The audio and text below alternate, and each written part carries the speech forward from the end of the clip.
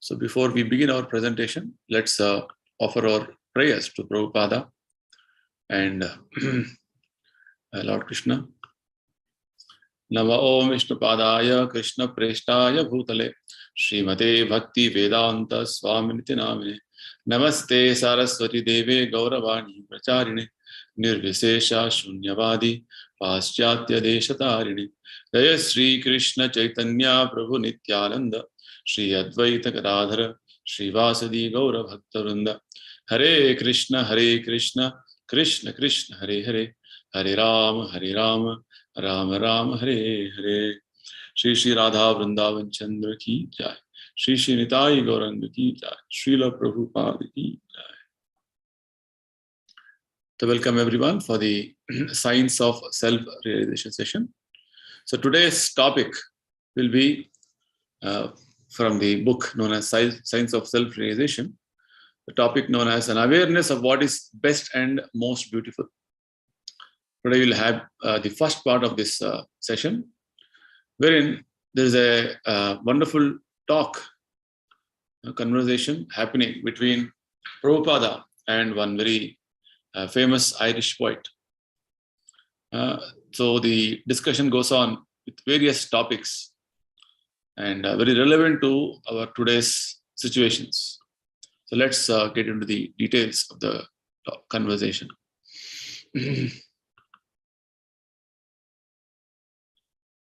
So during the May of 1974, Mr. Desmond James Bernard O'Grady, a noted Irish poet, visited Srila Prabhupada at his quarters in Rome. And the two had a lengthy and lively discussion. Among other things, the spiritual leader and the poet discussed personal identity and individual duty, putting an end to war, modern education and its problems, life beyond time, and the essential nature of love. So many topics they discussed. And this conversation happened in Rome. And Prabhupada visited Rome. And this eminent personality, by name Bernard O'Grady, was a famous Irish poet. So the first discussion happened on an important topic. It's very relevant for today's context. Why is there fighting and how to put an end to it? So always note that Prabhupada, wherever he was, he used to speak to many prominent people of that place, and devotees used to bring scientists, philosophers, poets, some eminent personalities from different, accomplished field, from different accomplishments. So like this, Prabhupada used to interact with them and give them the understanding of Bhagavad Gita and Bhagavatam, the perspective of Vedic literatures, so that these leaders, when they understand the perspective of Vedic literatures, they in turn can go and spread this message to others. Because the right information, the correct information, or the proper information is there in the scriptures, Bhagavad Gita and Bhagavatam. So Prabhupada's intention was, if the leaders of society, who are natural leaders in one sense, the politicians or the scientists, the philosophers, or some from eminent personalities, their words will be heard by the common public. And if these people start understanding the philosophy of Krishna consciousness, that way speak about Bhagavad Gita, Bhagavatam, that will be a great benefit to the entire humanity. That was Prabhupada's thinking. That is the context in which we can see how Prabhupada used to meet many such prominent personalities. The first topic which we're going to discuss today is why is there fighting and how to put an end to fight. Right? We are seeing right now so many tensions all over the world with different countries for different reasons. They have been fighting, and some fights have been going for years. So when this question was asked by this Irish poet, Prabhupada answered like this: as long as we remain illusioned by the bodily conception of life, thinking we are these bodies. One man thinking I am Irish, another thinking I am Italian, American, Indian, and so on. As long as this goes on, the fighting will go on. It's a very wonderful, presentation Prabhupada is making. He's saying that as long as we have this bodily conception of life, bodily conception of life means I am thinking I am this body. This body means, as the Bhagavata says, this body is a bag of bile, mucus, and air. And this body is born in a specific place, to specific parents. And this body is having connection with a few other human beings as family members. And this body is connected to a particular society, particular community.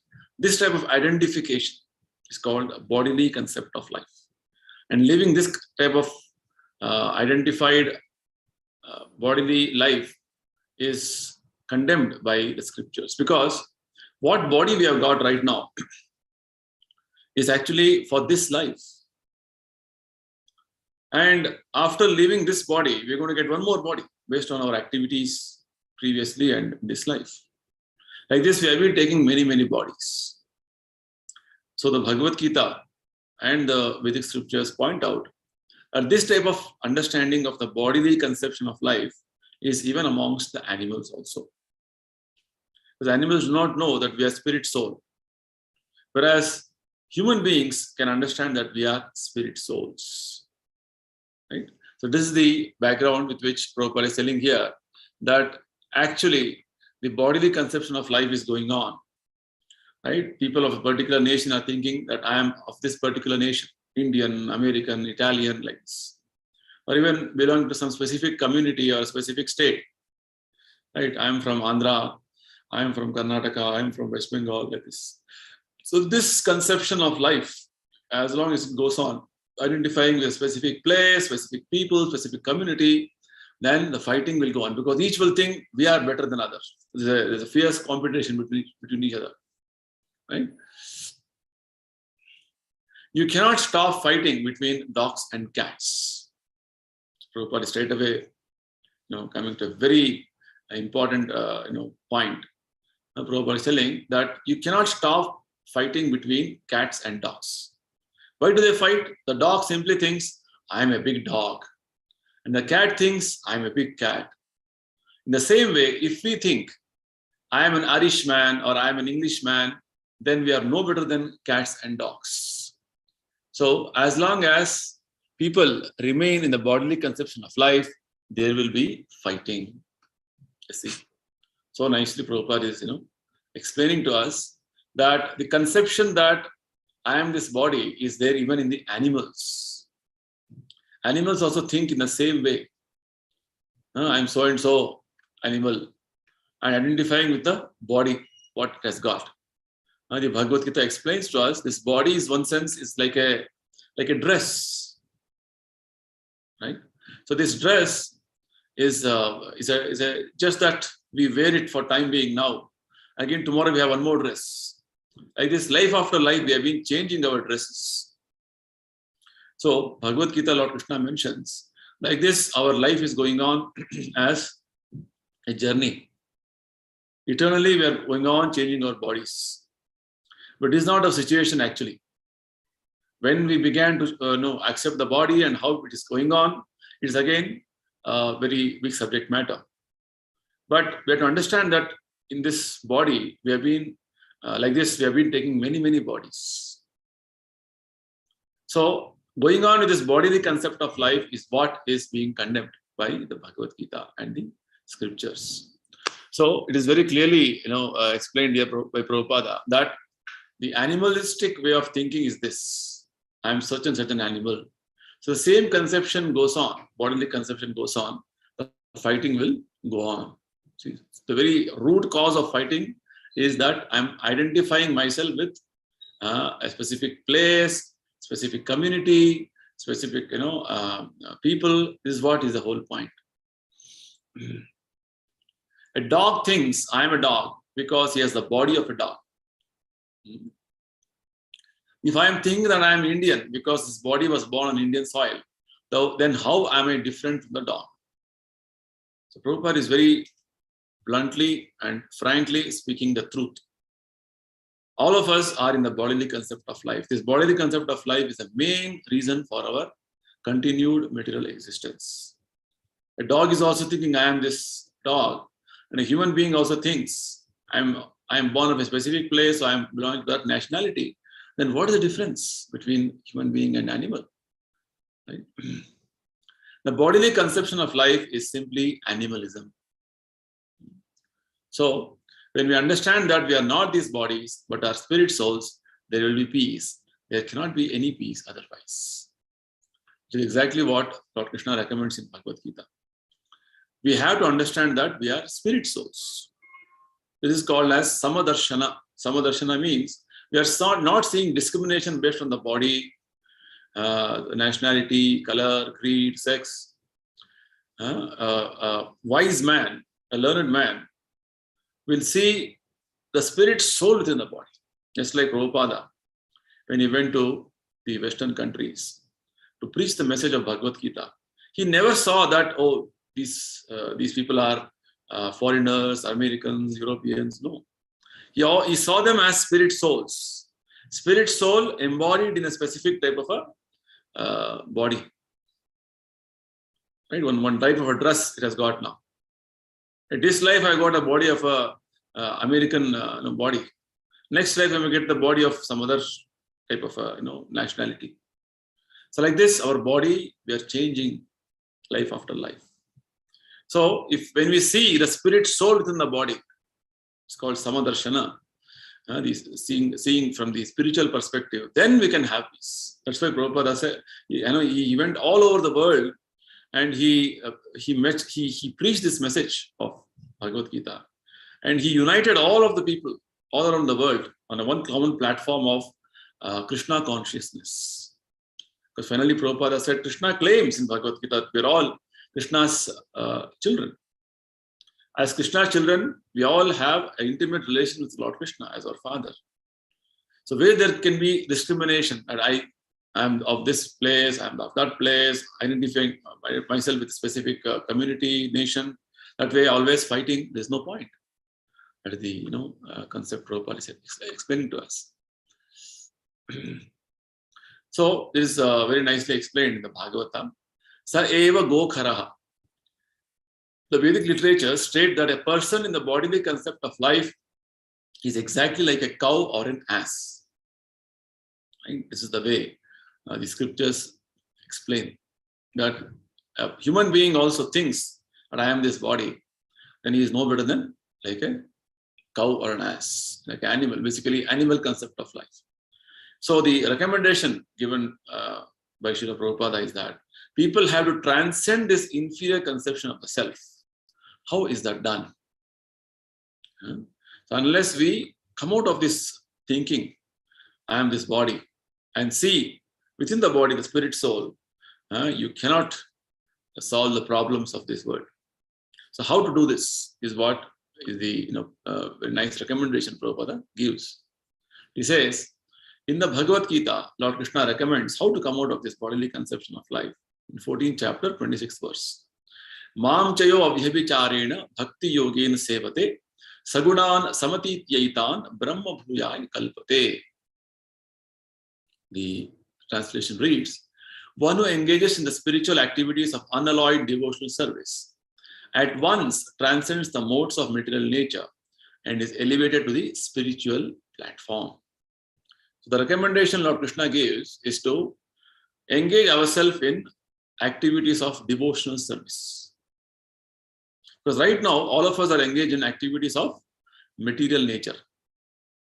We are engaged in activities of maintaining our body by eating, sleeping, defending, or gratifying our senses.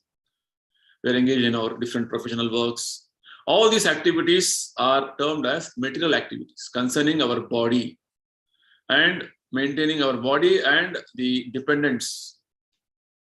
It is called material activities. Right? Spiritual activities are activities meant to nourish our soul, Atma.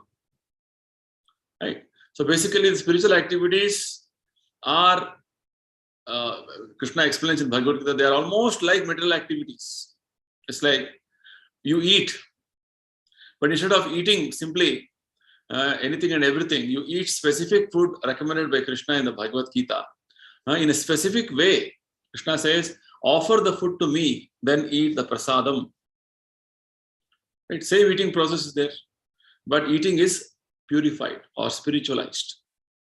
Right? So that is called spiritual activity. Like this, there are simple recommendations.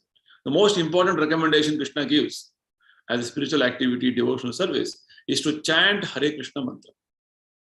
So when we start chanting Hare Krishna mantra every day, in a prescribed way, the specific number of times, what happens is that this spiritual activity will awaken our sleeping soul, and it will enlighten us with the proper understanding that I am not the body. Just see the wonderful benefit it has. Then what happens? Your ignorance is removed and you can see things in the right perspective. This is the advantage, is what Krishna is telling. You just perform devotional activities every day without fail. Then you will come out of this bodily concept of life. Right? This is the recommendation what Krishna is giving. The Prabhupada further explains how in our society there are many Mexicans, Canadians, Indians, Jews, and Muslims. Our society meaning, Prabhupada is referring to the Krishna Consciousness Society, International Society for Krishna Consciousness, ISKCON movement which Prabhupada started. In our society there are many people from different nationalities, but they no longer consider themselves as Muslims, Christians, Jews, or whatever. They're all servants of Krishna. That is Brahman realization. In fact, Prabhupada was the only person from India when he went to the West. And with his nice, wonderful Bhagavad Gita, Bhagavad preaching, and his kirtans, and his wonderful service to Krishna, he was able to attract many sincere souls to the movement of Krishna consciousness. So that way we can see, Prabhupada is telling, when people come to the Krishna consciousness or the Bhakti movement, they forget their bodily concept of life. And this is known as Brahman realization. They all understand that we are all belonging to Krishna. We are all servants of Krishna. Our father, common father is Krishna. So this brings us to the next point of discussion, wherein Prabhupada is discussing with that poet about how, even though we may be different bodily, but there is one common platform, the spiritual platform. And what does Bhagavad Gita explain this? The variety and oneness from the Bhagavad Gita's perspective. So Prabhupada goes on to explain to the poet, Irish poet. For example, your name is different from that of another Irishman. You nonetheless all feel that you are Irish. One speciality about Prabhupada is that he used to refer the context in whatever place, situation Prabhupada is there, and try to explain the people there about that context. Just like here, Prabhupada is speaking to an Irish poet. So he's referring to mostly the people from Ireland. It's like, you are having one name, and another Irishman will have another name, but all of you feel one common platform that we're all belonging to one country called Ireland. One's name may be different, but that doesn't matter, right? The quality should be one. That is required. So Prabhupada is bringing out this point to explain to us the important principle that when we acquire Krishna's quality, then despite different names, there will be peace. So basically, Prabhupada is trying to explain to us that whatever nationality we belong to, whatever background we have, whatever different communities we belong to, but when we revive our original situation of being Krishna conscious devotional platform, then there'll be actually peace, because all of us will be on the same platform. It is called Soham. Soham means I belong to Krishna. I am Krishna's part and parcel. The names of different people in a nation may be different, but all the people feel the same nationality, right? So just like people of any nation, all of us are tied together as belonging to one nation. We are all Indians, or some other nation people think we are that particular nationals.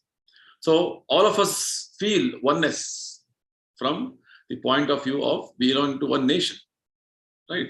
Similarly, even though we are different, individually we are different, but the feeling that I am one with regard to belonging to one nation, same feeling can be had when we understand that we all belong to Krishna, we are Krishnas, we are part and parcel of Krishna. Krishna is the Supreme Father. This feeling will automatically bring about harmony and peace in the entire world.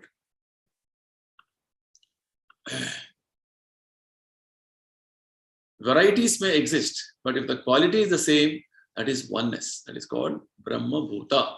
Brahma Bhuta means the Brahman conception of life, that we are all spirit souls. This is nicely explained by Krishna in the Lord Krishna in the Bhagavad Gita, 18th chapter, 54th verse, wherein he says, Brahma Bhuta Prasannatma na sochati na kamshati samas sarveshu bhuteshu mad bhaktim labhate param. Krishna says, one who is thus transcendently situated at once realizes the Supreme Brahman. He never laments nor desires to have anything. He is equally disposed to every living entity. In that state, he attains pure devotional service unto me. Bhagavad Gita, 18th chapter, 54th verse. So, in this specific verse, Lord Krishna is explaining that when you come to the spiritual platform, that is called transcendental platform, you don't see bodily discrimination. Either you see everybody as spirit souls, part and parcel of Krishna, Brahman, Brahma Bhuta Prasannatma. Then the qualification of this Brahma Bhuta personality, or the spiritually realized personality, is that he is always joyful, blissful. There is no question of fighting only, because he sees everything as Krishna's. Just like in a family, big family, everybody has that feeling of belonging to that family. So even though there may be some misunderstanding, they will try to settle it and they will go on harmoniously. Likewise, the Brahma Bhuta, or the spiritually realized person, will understand that everybody, every living entity is spirit soul, and he's always in that joyful situation that all of us belong to Lord Krishna. And he has no anxiety, no lamentation. Right? When you have a lot of lamentation and anxiety, that is where there will be quarrels and fights. When you are happy with regard to the situation around you, with regard to the Lord Krishna's way of functioning, then where there can be fighting? There can be no fighting. Prabhupada established international movement, international organization with different people from different backgrounds. But all of us are cooperatively, jointly working for one mission. What is that mission? Mission of Lord Krishna, as given in Bhagavad Gita, that all of us have to perform devotional service to him and surrender to him and go back to spiritual. And Prabhupada taught us all this principles so nicely in his teachings.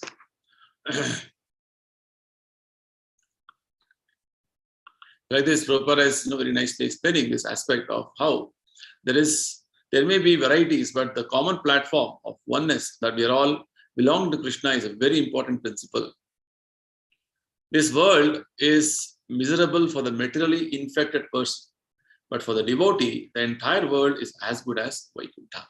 Just now we were discussing on this point, how devotees don't feel that this world is a miserable place. Rather, they see this Krishna's world, and everything Krishna has provided. Lord has provided for everybody's maintenance, their protection.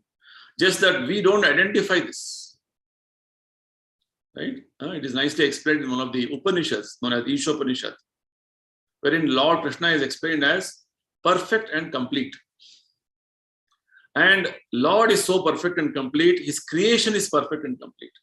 And we, his part and parcels, our individual units, are also perfect and complete. And very nicely Prabhupada explains in that context, all incompleteness is experienced because of incomplete knowledge of the perfect and complete.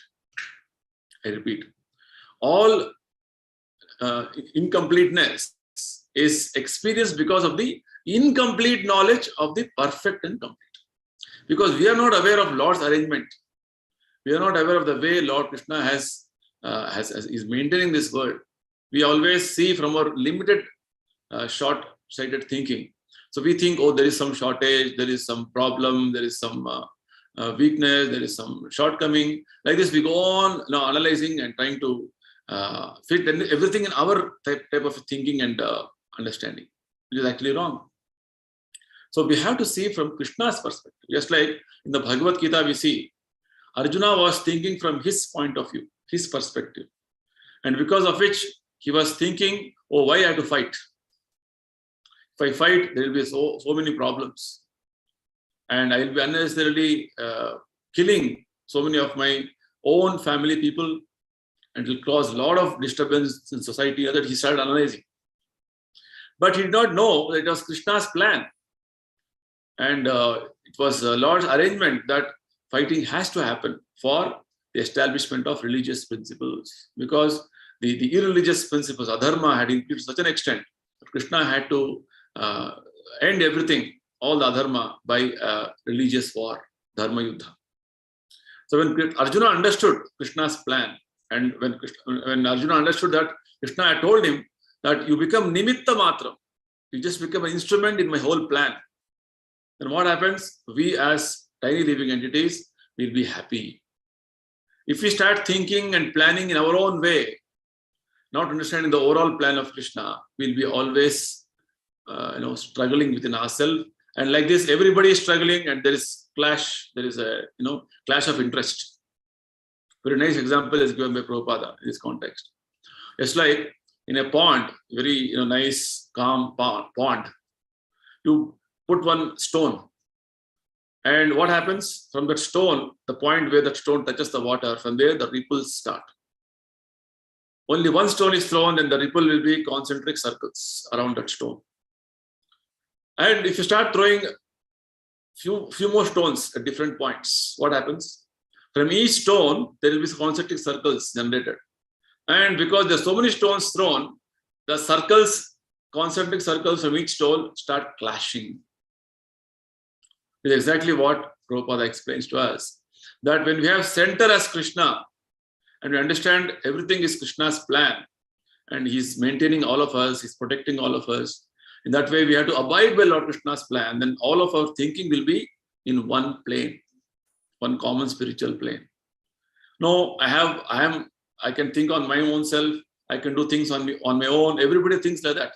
What happens? There's clash of interest. There's difference of opinion, because of which there is fighting. Such an important and wonderful concept, which Prabhupada has explained to us. Right? For the impersonalist, achieving the Brahman stage, becoming one with the Absolute, is the last word. There are different grades of spiritualists. Some are called impersonalists, and some are called personalists. Impersonalists ultimately think that the ultimate absolute truth is impersonal. And they say that is the highest Brahman stage, merging with the impersonal.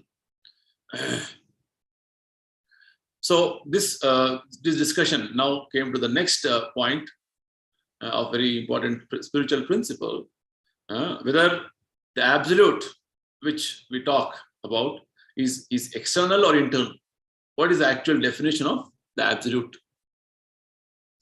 Right? So Srila Prabhupada says for this particular specific question that there is no external or internal for the absolute. The absolute is without duality. It's a non-dual substance. Advaya, it is called. So for which Mr. O'Grady, the Irish poet, asked, okay, but on an individual level is the question. So for this, Prabhupada explains, we are not absolute. When we are situated on the absolute platform, we are absolute. Right now, we are situated on the material platform. It is not called absolute platform. It is having dualistic thinking. Happiness, distress, honor, dishonor, cold, hot, like this, we have so many dualistic way of thinking. When you come on the absolute platform, then we become absolute. However, now we are in the relative world. The absolute truth is here also, but our senses are not sufficiently elevated to understand the absolute truth. As long as we are under the control of time, there is no question of becoming absolute. But just observe the way Prabhupada is so wonderfully presenting the Vedic understanding. Right, so he's speaking to a very intellectual person here, the poet. And poet's question was specifically about what about this absolute? When you say absolute, whether this absolute is internal or external. So Prabhupada says, absolute has no dualistic existence. Absolute is, it is having its own independent existence. And this absolute, right now we are in the relative world, we as individuals. But we can come to the absolute position. We can come to this absolute situation. How we can come to that situation is what Prabhupada is explaining here. He's telling that unless our senses are not trained or elevated to the transcendental understanding, just like we just now discussed on the principle Krishna explains in Bhagavad Gita, by engaging our senses in spiritual activities, devotional service, and then we can transcend all the relative truths here. All the different things in the material world is all controlled by time, the impersonal aspect of Lord Krishna. Right? We are all under the control of Kala, supreme powerful time. So how can we call absolute? Absolute means which is not influenced by any of these factors in the material. No influence of time, no influence of space, no influence of any of the other aspects which otherwise we are all conditioned in the material world right now. So this discussion further bring out one more question from the poet. He says, oh, so absolute means life beyond time, for which very nicely Prabhupada explains. Prabhupada gives the quote from Bhagavad Gita. He says, Lord Krishna says in Bhagavad Gita, Janma karma chame divyam evam yo veti tatvataha tyaktva deham punarjanma naiti ma meti sorjuna. Prabhupada often quoted from Bhagavad Gita, Bhagavata, to substantiate the understanding. And I always want to tell everybody in the world that we are not concocting or we are not manufacturing any thoughts or ideas. We are always following the authority. The authority is Lord Krishna, and he is speaking the truths in the Bhagavad Gita. So what does Krishna say in this particular verse, the 4th chapter? He says, one who knows the transcendental nature of my appearance and activities does not, upon leaving the body, take his birth again in this material world, but attains my eternal abode, O Arjuna. So Krishna is confirming that you can transcend the time, you can transcend the relativities of this material world. Relative world basically means, in this world, we have a body. We say that I got this body from my father, which means you are related to one more person as a father in this material world. Like that, your relativity in the material world is with too many things. You're all connected with in different ways. But with Lord Krishna, there is no such relative conception. He is independently standing on his own with regard to his existence. That is called absolute. Lord Krishna is known as Anadir Adir Govindaha. He has no origin, and he is the origin of everything. Right? Just like we have a source of birth. Oh, my father is so and so, his father is so and so. We can connect ourselves and say, I'm related to so many things in this material world. As Krishna's existence is Anadir Adir Govind. He has no origin, he is the origin of everything. Such a wonderful understanding we get from Vedic literatures. So, this is the thing which Krishna is telling, that when we understand about Krishna, you also transcend the relativities of the material world and you also become absolute. That's what Krishna is telling. So Prabhupada explains that is absolute, which means going back to Godhead. Not that right now, what is happening to us? Right now, we're in the material world and identifying with the body and transmigrating from one body to another. That is not absolute. It's like, we have got one body now. This body, even after some time or some years, this will not be the same shape and form what I'm having. It will change, it will grow old. And like this, moment to moment, our body is changing. At one point of time, this particular body which I'm having, I will leave and I will take one more body. That is called, leaving the body is called death, and accepting one more body is called birth. That is, my soul is transmigrating from one body to another. So this existence of mind is called relative existence, not absolute existence. As Krishna is assuring us, if you understand about his activities, janma, karma, his birth, activities, the philosophy of Bhagavad Gita, you will transcend the influence of the relativities of this material world. That is the point. Very wonderful principle. So this is clearly stated here. When one goes back to the spiritual world, he attains the absolute position. So this brings in one more question in Mr. O'Grady, the Irish poet. All right, but this is my question. Is it sufficient for us to sit here, you sitting there, and we as friends sitting with you, engaging in the gentle art of conversation while across the ocean? Right. So he's asking one very practical question to Prabhupada. So for which Prabhupada very nicely explains. The point you have missed is that although you are sitting in one place and I am sitting in a different place, the difference does not affect our actual existence. We are both human beings. The conceptions of Irishman, Englishman, and Protestant, Catholic, and so on are but different dresses. One has to become free from these designations. When one is thus free, he becomes Brahman, Brahman situated. Right? So like this, Prabhupada is very nicely bringing out the point that right now in the material conception of life, the bodily conception of life, I'm identifying with the body, identifying with a specific place, specific situation, and my life is going on. Right? So the question of this Irish poet was, right now you're talking about absoluteness, which seems to be a little esoteric, or seems to be not easily achievable. At what his point was. So for which Prabhupada is answering very nicely. See, so long you continue your life with the conception of life, that I am this body, and this body has this connections in this world with the family, society, country, community, all these things, then your existence in the material world will go on. Bhagavad Gita explains that our existence in the material world is going on since time immemorial. It's called Nitya Baddha Jivana. Nitya Baddha means I have been conditioned from such a long time, I cannot trace back when it started. For a long time, I've been conditioned in this way. Means going on changing my body, life after life. Sometimes I get the body of a human being, sometimes the body of a devata, sometimes the body of an animal, sometimes the body of a tree, like this. 84 lakh species have been going on changing. That's what Prabhupada is pointing out in this specific point.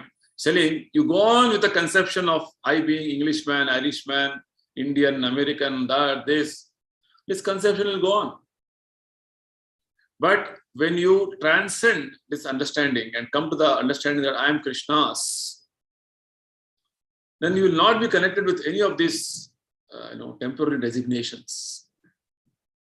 One more example, Prabhupada gives one more context. He says, how on the ground level, we'll see so many identities around us. Right? A hill, different animals, different things around us. But when you rise above the ground, right? Just like, when you're traveling in a flight, you can see from the window, if you have window seat, how from the flight at an altitude of around 30,000 feet, everything looks very small, very tiny. Even the mountains and the big rivers, on the ground level, it looks very big, very huge. But when you're above the ground level, it looks as though they are very small, very insignificant. And all of them looks so, small. That is the perspective which we are supposed to develop from the from Bhagavad Gita's point of view. We're just identifying with the small things around us and going on with our life thinking this is what everything is. We're not seeing from the absolute position of Krishna. Krishna wants us to come to that absolute position. All these things, what you're seeing around you, are all different creations which will change eventually. Now, one more nice example Prabhupada gives is of how if you're standing on the shore of the ocean, so many waves come, and waves come with a lot of foam, bubbles. And those foam and bubbles all last only as long as that wave comes and hits the shore. Once the waves hit the shore, the bubbles are no more existing, and the different foam is not existing. That our life is like that. This particular life which I'm thinking I am Indian, I'm Irishman or Englishman, or I'm that, I'm this. is just for this moment of life. Right? From the eternal time scale, our life journey of say 50, 60, 70 years is just a moment of, a flash of moment. And we are thinking this is everything. So that way we are bound in the material world as conditioned souls. We're not having the absolute conception. That is the point Prabhupada is making here. That you may be in one place, I may be in a different place. This difference doesn't affect our actual existence. Right? We are both human beings, but the conception of identifying yourself with a specific country, specific community, specific religion are only different dresses. These are called designations. So long this designation business goes on, then you'll be conditioned in the material. So you have to become free from the designations. So very nicely, Prabhupada explains and quotes a verse from one more scripture known as Bhaktivedanta Swami Prabhupada. He says, Sarvopadhi vinirmuktam tat paratvera nirmalam rishikena rishikesha sevalam bhaktir uchyate. This is a statement by one great personality, devotee by name Narada Muni. He says, when you have purified your senses and engaged those purified senses in the service of the master of the senses, Krishna, you have perfected your life. That is non-duality and that is absolute. Right now, with different designations, we have been serving our senses in that capacity. As an Indian, I would like to be serving my nation. But when it comes to the point of serving some other nation, you will have reservation. Same with regard to your family. Or with my family, with my limited relatives, I would like to be favorable to them. With some other family, with some other relative, I don't want to be so favorable. So like this, our reservations, our way of functioning is all limited to this body and bodily identification. So what Narada Muni says is that when you transcend this bodily identifications, Brahma is saying that the upadhis, sarvopadhi vinirmuktam, all these designations we are taking, body, male, female, big man, small man, intelligent, dumb, like this, so many designations we go on taking throughout our life and identifying with the designation and going on in our life. So Narada Muni says, let us become free from all these designations. Sarvopadhi vinirmuktam. And when you come to understand that my only designation is, I am part and parcel of Krishna, I am servant of Krishna, then that will bring you to the absolute platform. That is going to bring you to the spiritual platform. Right? That is called real understanding of bhakti. So with this, I conclude today's session because we are already running out of time. So basically, our discussion will continue. In today's discussion, we discussed about the reason for why there is fighting and how to stop this fighting, and how Prabhupada explained about the conception of the oneness and difference with regard to this Bhagavad Gita's perspective, right? And also we also understood about the absolute truth definition, right? Right now we are in the relative world, so we are also belonging to the absolute world. We are also part and parcel of the absolute. So we are supposed to transcend these relativities and go to the spiritual world. See, all these discussion points, what we had today, are all very fine, subtle spiritual understandings, which we need to little contemplate and we need to think over and then gradually move forward in our life. Right? So I will conclude here. If anybody has anything to ask, discuss, comment, I can take up a few questions now. Online, if something is there, let me know. Post. Okay. If there's nothing to ask, then I'll close for today. We'll continue again next week.